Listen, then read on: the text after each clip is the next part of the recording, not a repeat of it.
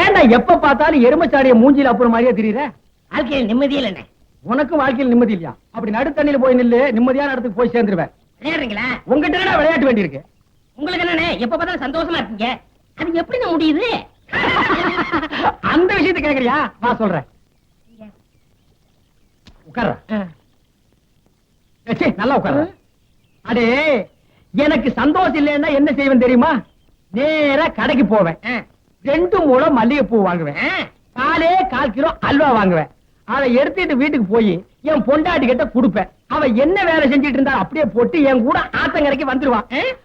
அப்புறம் அவ மடியில நான் படுக்க, என் மடியில அவ படுக்க, அவ பாட, அப்புறம் நான் பாட, இப்படியே பொழுது போக வரைக்கும் ஒரே கிளிகிழப்பா இருப்போம். வேண்டாம், நீ செஞ்சு பாரு.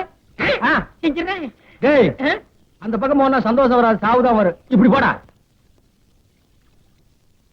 எவ்வளவு தகரீம் இருக்கு அந்த ஊரே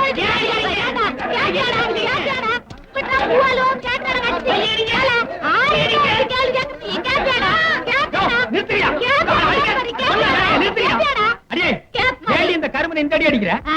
இவனோட சாவகாசம் வச்சிருக்கு. உங்கள்கிட்ட முதல் 4 சாச்சா தோணாமா? யாரு? நான் இவன் கூட சவகாசம் வச்சிட்டு இருந்தா அப்படின்னு இந்த நாய் சொல்லுச்சா? ஏண்டா எந்திர மேல எந்திரிக்கிறேன். ஏண்டா கருவா, என்ன நடந்தது? நீங்களே சொல்லுங்க. எதுக்குடா கட்டித்தீங்க? இப்படிதான் கம்னாட்டி. உங்க சம்சாரம் உங்க அளவுக்கு இல்ல. ஆமா, உயரம் கொஞ்சம் கம்மி. இப்ப அதுக்கு என்ன? நீங்க எவ்வளவு நல்லவரு. நீங்க என்ன சொன்னீங்க? என் சம்சாரம் ஆத்தங்கரைக்கு வருதுன்னா பூவும் அல்வா வாங்கி கொடுத்தா வருவான்னு சொன்னீங்க. அதே மாதிரி வாங்கி கொடுத்தா வரமாட்டேங்கிறாங்க. இதுக்கு நீங்களே ஒரு பைசல் பண்ணுங்க. இதுக்கு எவ்வளவு ரூபா செலவழிஞ்சாலும் நான் பாத்துக்கிறேன். யாரா சைக்கிள்? அண்ணே